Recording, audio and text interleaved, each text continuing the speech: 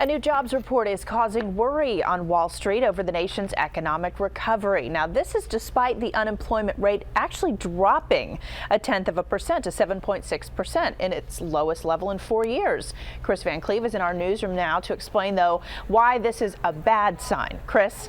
Well, Allison, the numbers were bad, and that's because you saw the job rate tick down, the unemployment rate tick down because there are fewer people in the workforce. Some 500,000 Americans simply gave up trying to find a job, shrinking the American labor force to the smallest it's been since 1979, 33 years ago.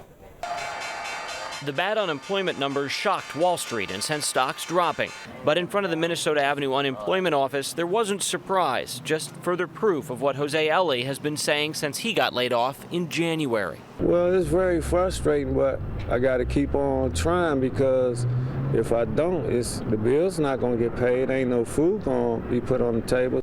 The economy added just 88,000 jobs, the fewest in 9 months. And while the unemployment rate dropped to 7.6%, it's only because 500,000 Americans stopped trying to find a job. I feel like giving up every day. What keeps you going?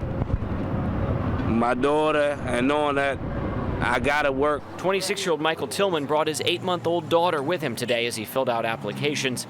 He's been looking for a job almost her entire life.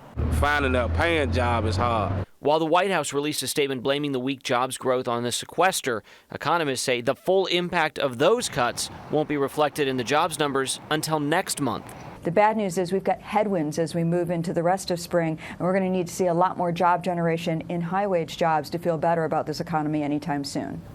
Now, several industries cut back sharply last month. Retailers cut 24,000 jobs. Manufacturers cut 3,000. Another 2,000 people lost jobs in the financial services sector.